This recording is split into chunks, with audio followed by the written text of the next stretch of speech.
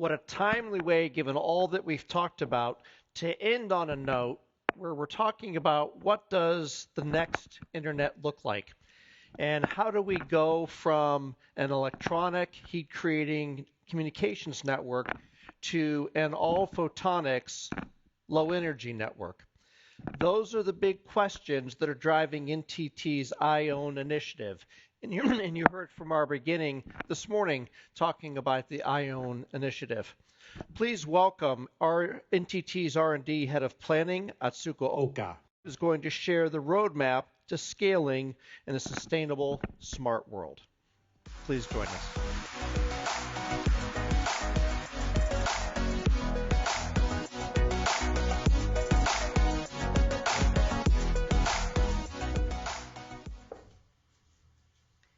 Okay. Hello, everyone, and welcome to Research Inc. This is my first time to come here, too. And this is my first trip to the United States since the outbreak of the COVID-19. In Japan, many people still wear masks. For the past 3 years, I have been giving the speeches to people wearing masks. Today, I can see everyone's faces. So it is a very different experience, but I'm very happy. So it is an honor to share our plans with such knowledgeable audience. Today, I would like to introduce the IO initiative that NTT R&D aiming for. First of all, let me introduce our company and the laboratories. NTT has 4 development centers and 10 laboratories in its holding company, and 3 laboratories in NTT Research Inc. A total of 2,300 researchers are working in various fields, ranging from human science to information science, data science, and networking, environment, energy, and quantum science. NTT is well known in Japan as a telecommunication company. NTT stands for Nippon Telegraph and Telephone. However, these revenues are only a part of NTT's overall revenues. NTT is actually engaged in a wide variety of businesses, including system development, urban development, and energy business. One of our R&D mission is to support these broad business areas with technology. Therefore, our R&D efforts are also diverse.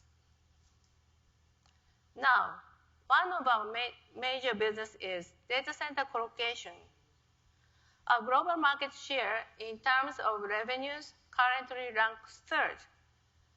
NTT is one of the front runners in this field. The data center market will grow significantly in the future. Until now, the data center business has focused on the United States and Europe, but in the future, many reports expect significant growth in Asia, especially in China and India. Yes, NTT already has many data centers in India. However, we have a big problem within this business. Data center consumes a lot of energy, and power usage is expected to increase rapidly due to the exponential growth of data generated by IoT devices and AI-powered business applications. In short, it's not sustainable. So we need an innovation. High-capacity networks and energy-efficient technologies are necessary. We must address these challenges to ensure the sustainable growth of this critical industry. In addition, there is another important requirement for the future. That is low latency. The total latency of communication and data processing must be short. There are more use cases where low latency is essential. These include the control of mobile devices, such as vehicles and drones. VR systems and metaverse systems also require low latency. Our answer to all these problems is IOWN, innovative optical and wireless network, and that is the topic I will talk about today. Within IOWN, we aim to improve power efficiency, processing capacity, and low latency in order to meet the numerical targets shown here by 2030.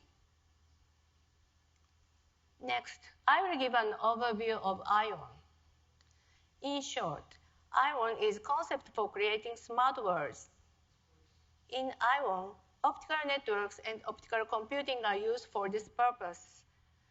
Many things such as mobility, drones, and robots are connected to data centers through optical networks and optical computers. This will pave the way to realizing smart worlds, featuring smart mobility, smart factories, and other smart activities. This is the basic concept of IOWN. By the way, why do we use the light? Light is much more efficient than electricity. As you know, the optical fiber is better than metal wire. Higher frequency light is even more advantageous for transmitting large amounts of data, and light is superior to electricity in this respect as well. As data continues to grow, using higher frequency light for even shorter distances is more efficient for transmitting more data. Therefore, NTT is developing optical devices to convert light and electricity at high speed.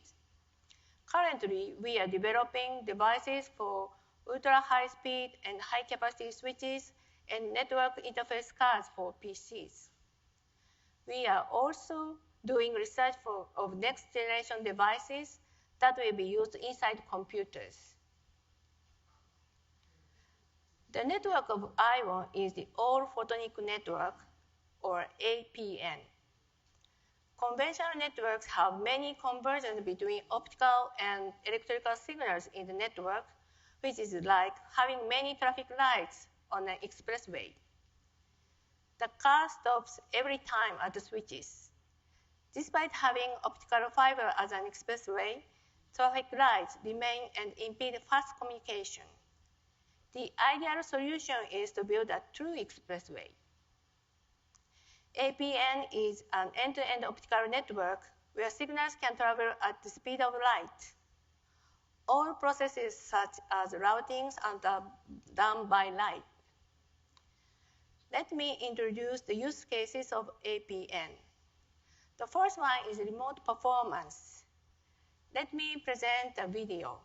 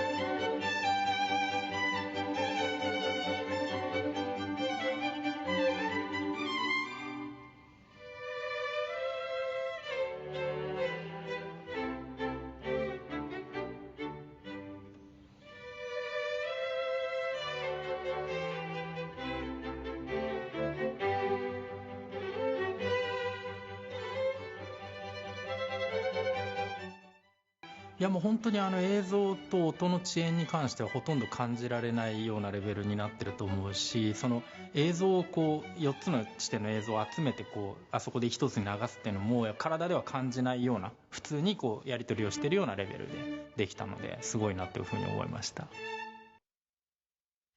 So since they are professional musicians, they did not show their poor performances to the public, but they could not perform at all on ordinary internet connection. Okay, So next, I would like to show the second use case, the remote operation of surgical robots. Because of ultra-low latency, the robots move at the moment of operation, even if being operated from a long distance. It is very easy to operate. In addition, it is possible to send an ultra-high quality video in real time. This is also very important for accurate surgery. I think that APN will change the relationship between doctors and patients. You will not need to go to see a particular doctor. A great surgery will be available even in small towns. I believe such future will come. Furthermore, precise remote control of robots opens many doors. APN will be utilized in a wide range of fields. The third use case is finance transactions. The finance industry has a speed of competition for fast trading because stock prices can change quickly. So the exchanges want to provide a fair competitive environment, but current networks are best effort and unfair. APN provides a fair environment. Since the speed of write is constant, the transmission time is determined once the distance is decided. This allows you to tightly control the delay time and to ensure the same delay from each location, achieving fast and fair competition. The next topic is how to make the APN. It is easy. Just connect APN products by optical fibers. The products are already on the market. All you need is to connect these devices with optical fibers. Okay, let's get back to the topic of data centers.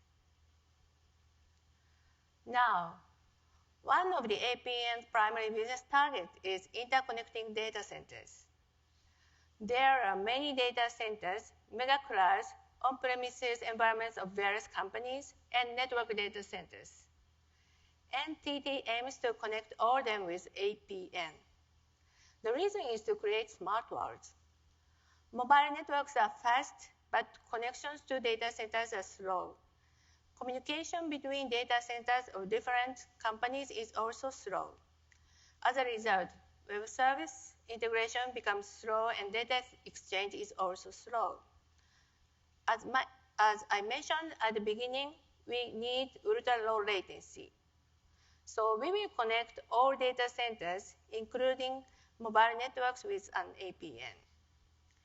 That makes it possible to control mobile devices such as mobility, drones, and robots in real time from a data center using AI.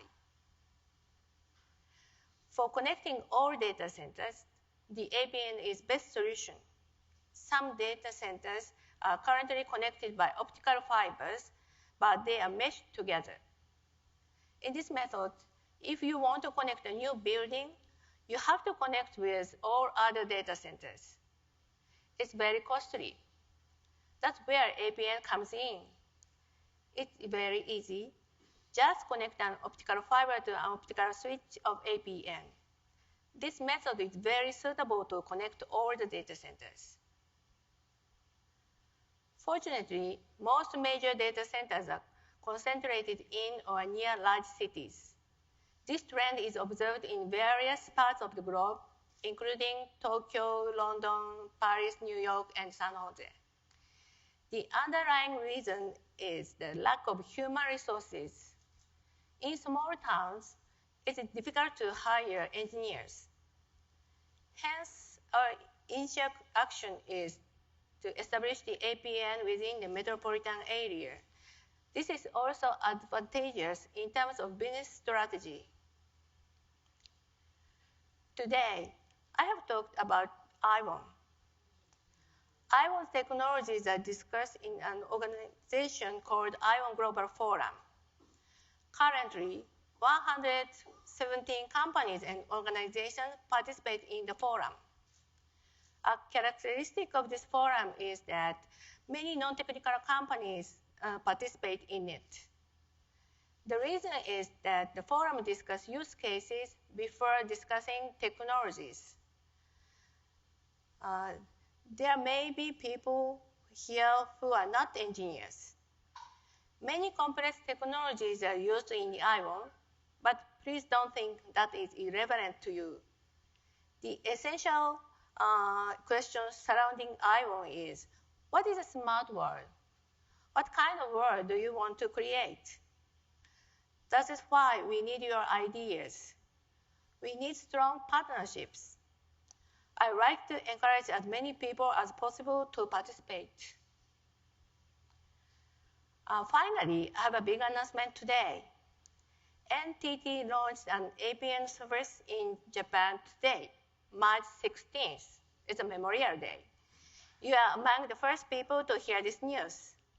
The use cases I introduced today will be launched or tested in Japan ahead of other countries. So let's create the future together. Thank you very much.